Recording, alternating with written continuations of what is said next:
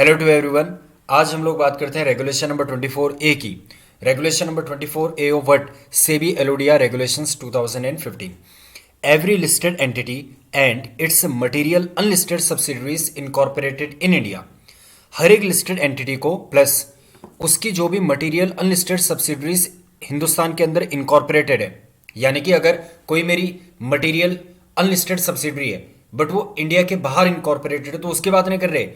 Listed entity की वो वाली सब्सिडरी जो इंडिया के अंदर इनकॉर्पोरेटेड है प्लस वो मटेरियल है, तो every listed entity shall undertake secretarial audit. हर एक लिस्टेड एंटिटी को मटेरियल अनलिस्टेड सब्सिडरीज जो हिंदुस्तान के अंदर इनकॉर्पोरेटेड हैं, इन्हें सेक्रेटरियल ऑडिट करवाना पड़ेगा। And shall annex secretarial audit report given by a company secretary in practice in such form as specified with the annual report of the listed entity. और जो secretarial audit report practising company secretary के द्वारा दी जाती है in the specified form, इसको हमें annual report में annex करना पड़ेगा। तो मैं एग्जांपल लेकर के चलता हूं। ये भारत हेवी इलेक्ट्रिकल्स लिमिटेड नाम की एक कंपनी है। ये इसकी मैंने एनुअल रिपोर्ट डाउनलोड करी हुई है। इस एनुअल रिपोर्ट में आप देखेंगे यहां पे लिखा है form number MR3 secretarial audit report for the financial year ended March 31, 2022। इसके एंड में अगर आप देखेंगे यहां पे लिखा हुआ है अग्रवाल एस एंड एसोसिएट्स। यहां पे अजय कुमार चौधरी के सिग्नेचर हैं। ठीक है, अब इसमें मैं क्या बताना चाह रहा हूं, अगर आप इसको देखेंगे फॉर्म नंबर MR3, इससे क्या पता लग रहा है, यहां पे क्या लिखते हैं ये कि आपको सेक्रेटरियल ऑडिट रिपोर्ट लेनी पड़ेगी इन सच फॉर्म एज स्पेसिफाइड। और फॉर्म कौन से स्पेसिफाइड है? फॉर्म है आपको MR3 स्पेसिफाइड है। ठीक है भाई, इसमें किसके द्वारा दिए जाते हैं? ये कंपनी सेक्रेटरी इन प्रैक्टिस के द्वारा दिए जाते हैं। आपको पता है भी PCS के द्वारा दिए जाती हैं चीजें, तो मैंने आपको बता दिया ये PCS के द्वारा दिया गया है। अग्रवाल एस एंड एसोसिएट्स के द्वारा ये सेक्रेटरियल ऑडिट रिपोर्ट दी गई है। ओके, नाउ इसको हमें अनेक्स करना पड़ता है किसमें? एनुअल रिपोर्ट में ऑफ द लिस्टेड एंटिटी। मैंने आपको बताया ये भारत हेवी इलेक्ट्रिकल्स लिमिटेड की एनुअल रिपोर्ट है। इस एनुअल रिपोर्ट में हमने ये फॉर्म नंबर MR3 यहां पे प्रोवाइड कर दिया है एनुअल रिपोर्ट में। तो ये आपको समझ आ चुका होगा रेगुलेशन नंबर 24A क्या कहता है। Every listed entity and its material unlisted subsidiaries incorporated in India shall undertake secretarial audit and annex secretarial audit report given by a company secretary in practice in such form as specified with the annual report of the listed entity.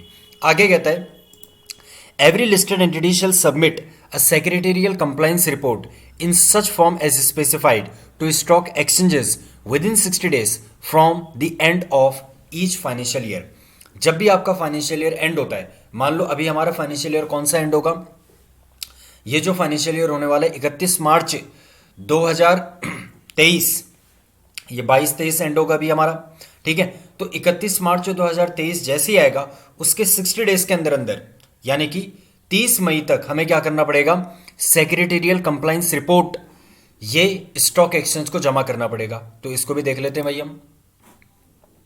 जैसे मैं पिछले साल का example लेकर के चल रहा हूं, यहां पे आपको दिख रहा होगा compliance under regulation 24A annual secretarial. अब देखो यहां पे क्या कहता है, इसको जब मैं ओपन करता हूं तो यहां पे मिलता है मुझे yes secretarial compliance report of Bharat heavy electricals limited for the year ended 31 March 2022। ये जो फाइनेंशियल ईयर एंड होगा अभी ये 31 मार्च 2023 में होगा। तो अभी इस साल के लिए भी हमें क्या बनानी पड़ेगी? सिमिलरली ऐसे एक सेक्रेटरियल कंप्लायंस रिपोर्ट बनाना पड़ेगा।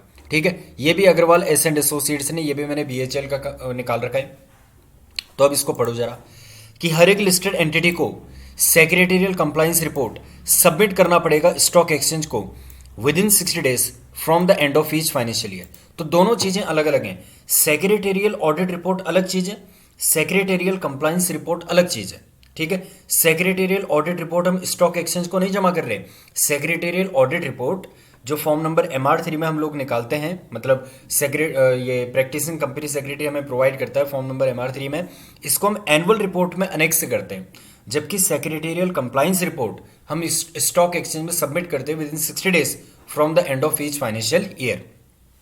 ठीक है, अब यहां पे आप देखेंगे शेड्यूल नंबर 5 को जब आप पढ़ेंगे, सेबी एलोडिया रेगुलेशन 2015 के शेड्यूल नंबर 5 को जब आप पढ़ेंगे read with regulation 34(3) and 53(f), इसमें लिखा है कि compliance certificate from either the auditors और practising company secretaries regarding compliance of conditions of corporate governance shall be annexed with the directors report. अब इसको भी एक बार मैं निकाल लेता हूं। ये मैंने एनुअल रिपोर्ट अगेन निकाल ली BHEL की। अब इसमें देखो, इस एनुअल रिपोर्ट में भी आपको ये चीज मिलेगी, एक सर्टिफिकेट दे रखा है। ये सर्टिफिकेट अगेन किसने दे रखा है? प्रैक्टिसिंग कंपनी सेक्रेटरी ने दे रखा है, ठीक है। अब इस सर्टिफिकेट में ये क्या क्या सर्टिफाई कर रहा है? ये सर्टिफिकेट किस चीज को सर्टिफाई कर रहा है? ये सर्टिफाई कर रहा है कि BHEL ने कॉर्पोरेट गवर्नेंस की जो कंडीशंस हैं उनको कंप्लाई किया है। अगर कंप्लाई नहीं किया तो क्या कंप्लायंस नहीं किया, और अगर कंप्लाई कर रखा है तो किस हद तक कंप्लाई कर रखा है। तो ये जो सर्टिफिकेट दिया जाता है, ये परसुएंट टू विच रेगुलेशन दिया जा रहा है? ये pursuant to regulation number 34(3) read with schedule number 5। इसमें क्या लिखा है? कंप्लायंस सर्टिफिकेट आपको लेना पड़ेगा। किससे लेंगे आप? PCS से लेंगे या फिर ऑडिटर से लेंगे। अब देखो, मेरी कंपनी में एक सेक्रेटरियल ऑडिटर मैंने अपॉइंट कर रखा होगा, जो सेक्रेटरियल ऑडिट करेगा और वो फॉर्म नंबर MR3 मुझको प्रोवाइड करेगा। यहां पे मैंने बताया था आपको, या तो मैं उसी ऑडिटर से ये सर्टिफिकेट ले सकता हूं, कॉर्पोरेट गवर्नेंस कंप्लायंस सर्टिफिकेट, या फिर मैं किसी प्रैक्टिसिंग कंपनी सेक्रेटरी से ले सकता हूं, ठीक है। तो वो कह रहे हैं कि आपको कंप्लायंस सर्टिफिकेट लेना पड़ेगा, या तो आप ऑडिटर से ले लें जो आपका सेक्रेटरियल ऑडिटर होगा, या फिर किसी और प्रैक्टिसिंग कंपनी सेक्रेटरी से ले लें। किस चीज का सर्टिफिकेट लेंगे? Regarding compliance of conditions of corporate governance, and इसको भी आपको डायरेक्टर्स रिपोर्ट में अनेक्स करना पड़ेगा। और डायरेक्टर्स रिपोर्ट किसका पार्ट होता है? एनुअल रिपोर्ट का। तो एनुअल रिपोर्ट में आप देख रहे होंगे, ये एनुअल रिपोर्ट है BHEL की, और अगर आप इधर देखेंगे ये बोर्ड रिपोर्ट है। बोर्ड रिपोर्ट यानी कि डायरेक्टर्स रिपोर्ट। इस डायरेक्टर्स रिपोर्ट के अंदर हम लोग क्या अनेक्स कर रहे हैं? Certificate on compliance with the conditions of corporate governance, ठीक है।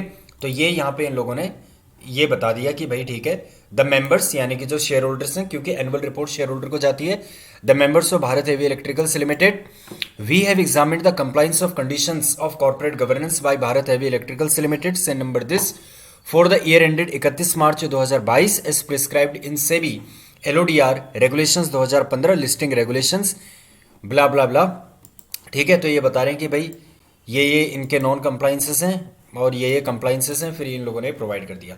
तो जनरली हम लोग क्या करते हैं, प्रैक्टिकल लाइफ में हम लोग क्या करते हैं, हम लोग सर्विसेज जब लेते हैं किसी प्रैक्टिसिंग कंपनी सेक्रेटरी की, तो हम उससे ये तीनों चीज़ों की सर्विस लेते हैं। हम कहते हैं भाई देखो, आप हमें ना सेक्रेटरियल ऑडिट रिपोर्ट भी देना, आप हमें सेक्रेटरियल कंप्लायंस रिपोर्ट भी देना, और आप हमें कंप्लायंस सर्टिफिकेट भी देना। ये 3 सर्विसेज आप हमको देना, इसके बदले हम आपको 60,000 रुपये, 70,000 रुपये, 1,00,000 रुपये, depend upon the size of the company, ठीक है, कितना उनको स्टडी करना पड़ेगा कंपनी के बारे में ये नॉन कंप्लायंसेस ढूंढने के लिए, तो उस हिसाब से अपनी फीस बताएंगे, ठीक है। जब भी नेगोशिएशन कंप्लीट हो जाएगा तो ये 3 तरह की सर्विसेज हम एक्चुअल प्रैक्टिकल लाइफ में कंपनी से ले लेते हैं। आई होप आपको ये पॉइंट क्लियर हो चुका होगा। Thank you so much.